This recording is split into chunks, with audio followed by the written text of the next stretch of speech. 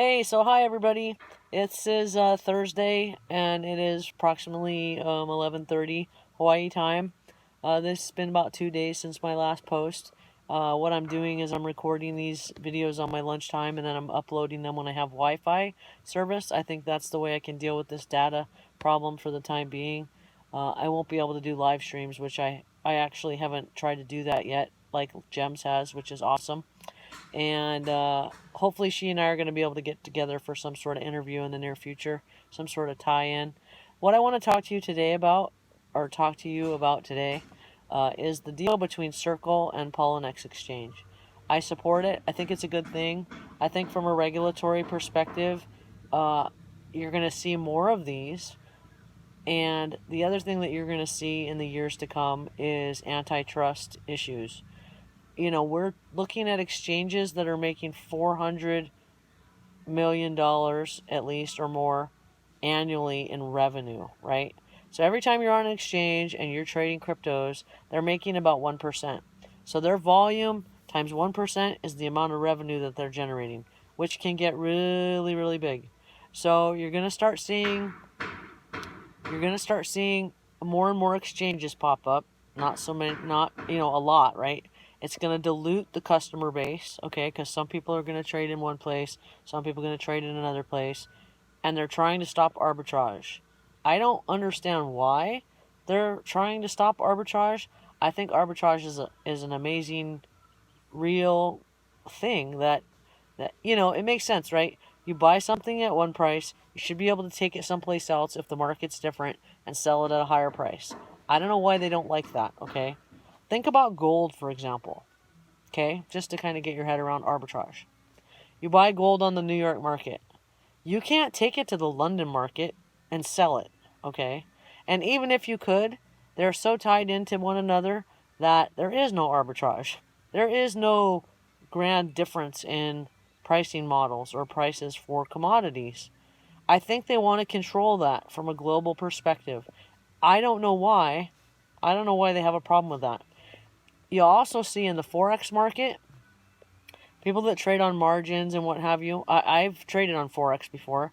Not a lot, because it's really, really volatile and risky. I mean, you can lose a lot of money really fast because of the leveraging. And you don't have leveraging in crypto, which is really cool. Okay? But people that do trade Forex, the professionals that trade Forex, they make money on arbitrage from interest rates and differences in interest rates. And I'm not a big enough trader that I would ever have been involved in that sort of thing. But the banking industry, the banks that do that, it's enormous, the arbitrage, okay? So basically, they get money or currency at one interest rate. Let's say they get it for zero, and they can take it to another market, and or they can trade it to another currency someplace else, and they're getting 2% or something. Because their volumes are so large, 2% is huge, okay? So that kind of stuff exists, but not like what we see with arbitrage in Bitcoin or cryptos from exchange to exchange around the world. And you're starting to see Thailand, Eastern countries, stop United States customers from coming in and having accounts, okay? There was a small window of time where new people could establish accounts. I think it's gone now. I think it's closed. Where you can establish account if you can walk into a bank or yeah, it was a bank actually. Exchanges in the other parts of the world, excuse me. The exchange had to be tied to a bank account in the country, okay? And you had to actually walk into that bank to open an account, okay? So that was how they were controlling the resident, non-resident account holders. Couldn't just do it online anymore, all right? That, for people that have a lot of money and are into that realm of trading, and if I would have gotten on a plane the day I read it. I would have gone over there with my ID, with my everything, and I would have opened a foreign exchange. I would have opened an account at the bank in Thailand or wherever it was, so that I could still tap into arbitrage, because they're going to start singling out or quarter. Well, I don't even know the word. They're going to start cutting off foreign account holders to stop arbitrage. And I don't know why they have a problem with it. I don't get it. I really don't. If somebody can tell me, or they think they know why, other than a control standpoint, okay, other than from a control standpoint, and tell me why they think people, governments, or whatever, want to stop arbitrage trading, please tell me, because I don't get it. The other thing, to go back to Circle Financial and the exchange, like I said, you're going to see more of these kinds of mergers, okay, because the Goldman Sachs of the world that are invested in companies like Circle, they want to have their thumb in the pot, or their thumb in the pie, and be able to disinvolve themselves, or take themselves out of the equation if things go south, okay?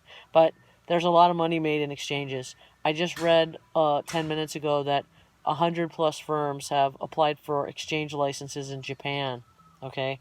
So really, we've got a large handful, quite frankly, of exchanges, cryptocurrency exchanges worldwide. I personally use Bitstamp. Okay, that's not a very popular one, and it's not even in the United States. I don't even remember how I plugged into Bitstamp. I got an account verified before there was all this, no new users and all this verification process that you'd have to go through, jamming things up. I'm holding on to that like it's a golden ticket, okay? Because it's really hard to get an account open now with the KYC and the AML standards. Like I said before, when it comes to ICOs, new tokens, new things I want to get involved in, I really, really think you need to pay attention to the companies that are tokenizing the KYC and the AML requirements. These companies, these exchanges that have to comply and are going to have to comply with those rules and those laws, they can't handle it, man. Like, they can't confirm our accounts. They can't. The time it takes to do that is insane. So these companies that are tokenizing that type of a business model, they're going to be huge. They really, really are. Think about this, okay? You're talking about companies that once your identity and all that is in the system, you use that wherever you go. So you use that for Facebook. You use that for Twitter. You use that for DMV. You use that for cryptocurrency exchanges. You only have to do it once, okay? Because right now it's so fragmented, and everywhere you go, you got to prove who you are. That isn't going away, people. People who want to say, hell with the government, I shouldn't have to do this. You can shake your fist in the air all you want, okay? That's not energy well spent. Figure out how to play the game and the rules of the game, okay? Don't bitch about the rules, because guess what? You're not strong enough to change them. And even if you were, changing them is going to take more time than it's worth, and it's futile.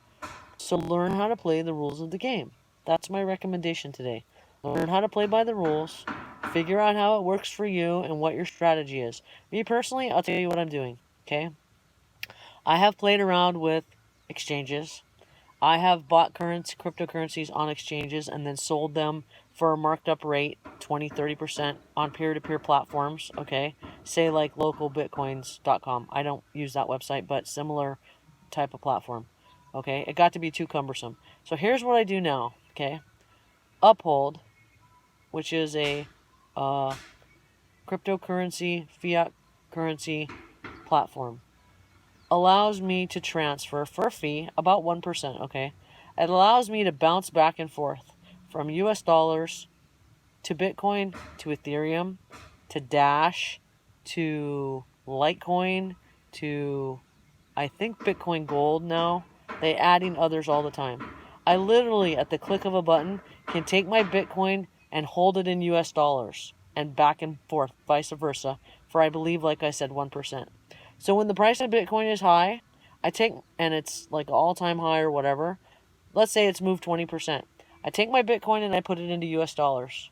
And then I let it correct, 10%, 20%, and I switch it back over into Bitcoin. And I let it grow again, 20%, 10%, whatever.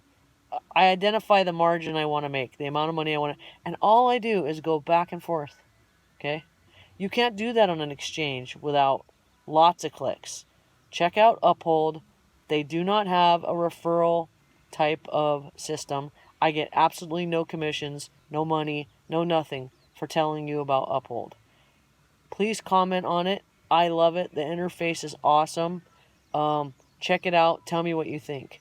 One of the people that works at CoinLion, who I mentioned a couple videos ago, actually works for Uphold. So Uphold is a stand-up.